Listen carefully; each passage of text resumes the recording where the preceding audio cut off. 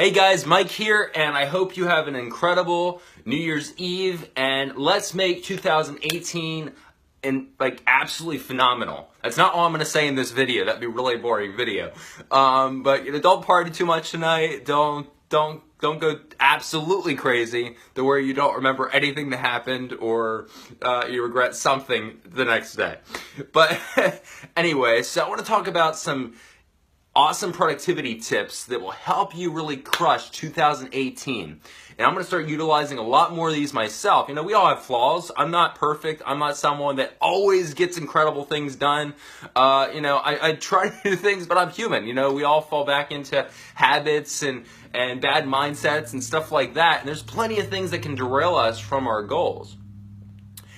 And when we have a big goal we want to reach, we feel like it's really challenging, right? It's tough. It's like we have this little arrow with a bow, and we have to somehow pull back and hit a big target in the distance.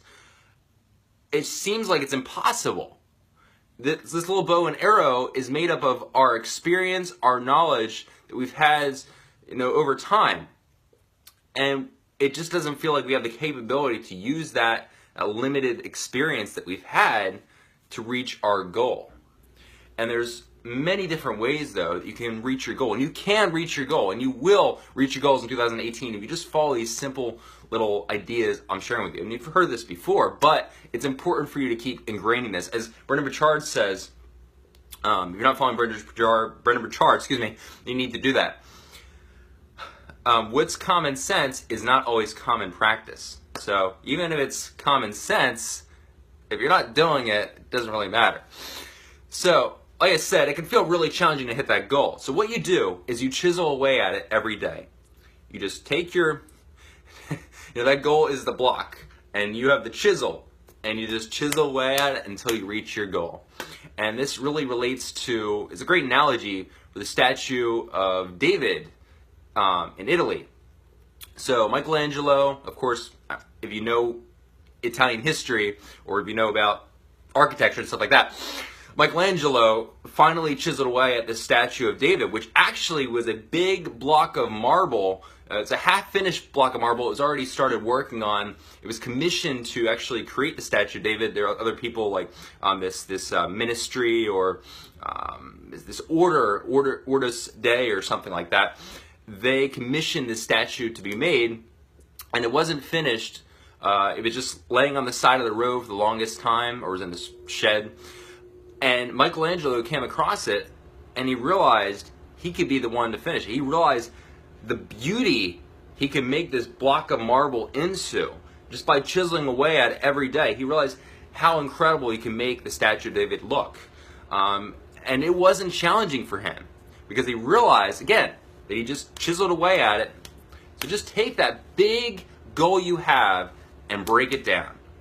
Break it down. So instead of trying to finish an entire book in a month and having that as your main focus, or writing an entire blog post in a day, just start working on the first paragraph, even the first sentence. Honestly, if you get the ball rolling, if you just do a little bit, you create that momentum. And it's like Sisyphus. There's an ancient story of this dude named Sisyphus where he had to push this rock up this mountain. He was tasked to do this, or might have been just a punishment or something. I have to look back into the story. But he was pushing this rock up this mountain, this really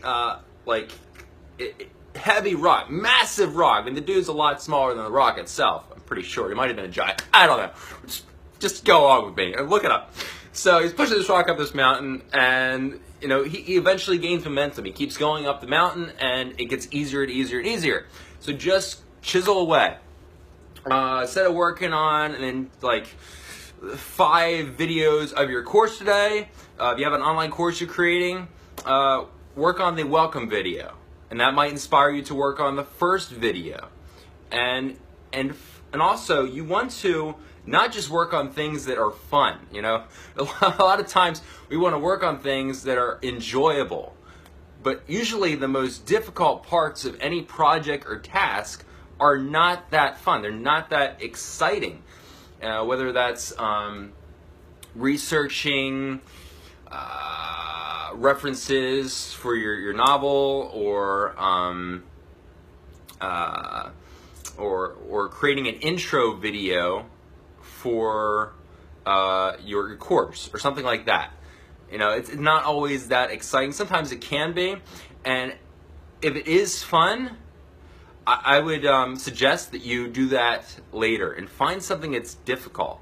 Find something that if you accomplish that, you'll have more self-esteem, more self-confidence that you can do more.